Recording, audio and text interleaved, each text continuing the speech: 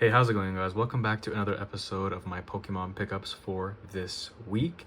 And for this week, we got a bunch of Japanese cards from eBay and a couple cards from TCG Player. No trades this week, but we'll see what happens in the next episode. And real quick, before I show you guys what I got, we just hit 300 subscribers, which is insane. I've only been doing YouTube for about a little over a month now, so it's so surreal how fast my channel has been growing.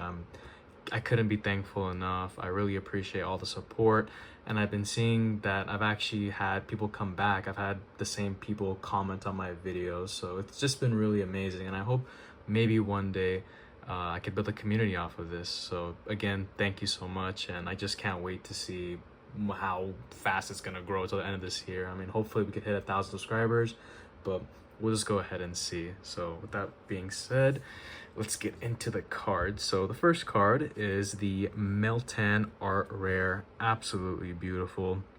In general, I love Meltan. I remember when this first came out in Pokemon Go, I really wanted to get the shiny of it, but I don't think it was available until like a certain event, I think. But pretty cool card. Here we got the Litten Art Rare. We got the Metagross Art Rare, moving some ginormous snowballs in the background. In general, I really love wintry and Christmassy snowy cards. I love those artworks, like the Zeraora Alt I got in the previous pickups video. Absolutely insane card. So yeah, just love these type of cards. And speaking of which, here's another wintry card. We got the Snom Art Rare. I like how in this one they made it seem like it's more realistic, because in general in Scarlet and Violet, for most of their AR cards and SARs, they make it like a little cartoony looking. So I do like when every now and then they switch it up and they add these really realistic artworks. So pretty awesome card. And here's one of my favorite ones that I picked up from this week, the Arbok Art Rare. Absolutely insane with the little toucan, it's like stalking it. Absolutely insane card. Here we have the Sawsbuck. I did pull the Deerling from my booster box that I opened, so had to go ahead and pick up the Sawsbuck to kind of match it. I do love the little artworks that transition, like little story ones, so had to go and get this, like a little Bambi story. Ooh, this one, the Drampa. This is actually one of the ones I really wanted to pull, but I unfortunately didn't get it, because, you know, I didn't want to go out of my way and just buy, like, a bunch of booster boxes. I was like, you know, I'll whenever a set comes out, I'm just gonna open one box. Whatever I pull is whatever I pull, and whatever remaining cards I want, I'll just buy. And speaking of which, Mask of Change will be releasing within a little under 2 weeks, and I did go ahead and pre-order a booster box of that, so make sure you guys stay tuned to that. Can't wait to open that set. Here we have the Charjabug. I honestly think Charjabug's a pretty underrated card. I think the only kind of, I mean, I could be wrong, but I think the only kind of other, like, pullable ultra rare card they made for Charjabug was in Crown Zenith when they made the Radiant Charjabug. I mean, maybe I'm wrong, maybe they did make more, but to my knowledge, I think it's just the Art Rare in Scarlet and Violet and then the Radiant. But yeah, pretty sweet card. And like a little camping site, so pretty cool. Here we have the Shiftry. This one reminds me a lot of the King Gambit from the base Scarlet and Violet, and I love that artwork. I'm not sure if it was the same artist that made this card as well, but in general, I like these like kind of like comic book anime looking artworks. Pretty sweet.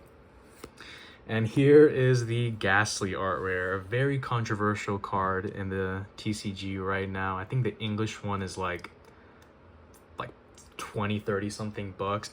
Absolutely ridiculous. It should not be worth that much. I went ahead and got the Japanese one for $4, which is, you know, what it should be, you know, and I still don't understand why they went ahead and like made it that expensive. I know the Pump and Dumpers went ahead and hyped up this card, made it seem like it was this super rare, scarce card, and just completely manipulated the market for it. So it's very unfortunate. And in general, I've seen other cards like the Umbreon Alt and then the Magikarp Illustration Rare.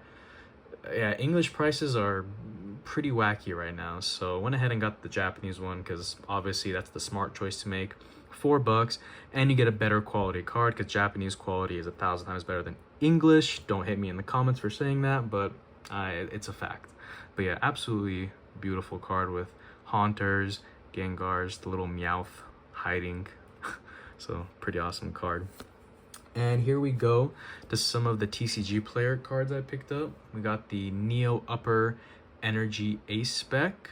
This is one of the few ace packs that I actually liked from Temporal Forces. The other ones, like that, I think it's called, was it like the Stamp, and then the Drums, and then I forgot what some of the other ones were, like the Counter Catcher. The Counter Catcher is actually kind of cool, but the Drums and then that Stamp one, I mean, I think that Stamp one is in this set. I'm not really that much of a fan of, but the Neo Upper Energy and the Master Ball is my favorite cards.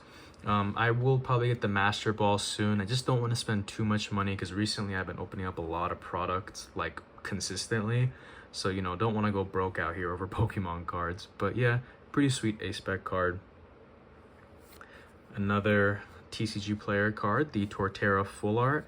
See, this is the only thing I don't like about English. You see how in the background, you see like a very faint pattern, but then like, it's very faint, like you could barely see it. As if like the quality isn't necessarily the best. I mean, I'm not saying that this is a bad card at all, and I went ahead and got it in English because it is way cheaper than the Japanese one, but still do wish it kind of popped out more because in English packs are way more expensive than Japanese. But nonetheless, sweet card. Love the colors, match the Torterra perfectly. Ooh, this one, like, see, at least on the Scizor they did a good job in English, but we got the Scizor Full Art. Man, ever since I saw the illustration rare or art rare, whatever, from Obsidian Flames or Ruler of the Dark Flame, I was like, man, they should have given this a full art in this set, but randomly they decided to give Scizor a full art in Temporal Forces. Not sure why. They should have just done it in Obsidian Flames because it was already a small set to begin with, but pretty awesome card. And I love how the sellers, for the English cards, they sent in good centering cards, because getting a good centered card in English Scarlet and Violet, not that common nowadays. And oh, here we go. This is one of the big boys that I picked up. Look at that beauty. Gengar Full Art. Absolutely stunning. Love how the background kind of makes it seem like it's like this like a ghosty poison. I don't know how to really explain it, but the background suits it, and like with its red eyes too. Insane card. Gengar is like top 5 Pokemon in my opinion. I really do wish they would have given it an SAR in this set. I mean, maybe they're gonna save it for a future set. I mean, Pokemon is pretty unpredictable, so you never know, but pretty sweet card. Just insane. And oh, here we go. We have the last card that I picked up for this week. We got the Iron Leaves or Virizion SAR. Absolutely insane. Look at that detail.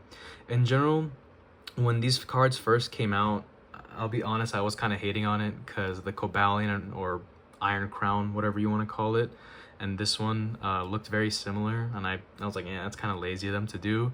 But they grew on me. They really grew on me. It kind of reminds me of as far as like the stance and kind of like what's going on in the background. I mean, maybe not to you guys, but it kind of reminds me of the Crowns and Gold V-Stars. Kind of like just the way they are. Like the Iron Crown is kind of having the same stance as Arceus, and then this one looks like the Palkia. I don't know, maybe it's just me. But overall, love that texture on the background. You see that? I don't know if the camera can pick that up, but the moon is like going back and forth. I don't know if you yeah, you guys can kind of see it, but yeah, just an insane card.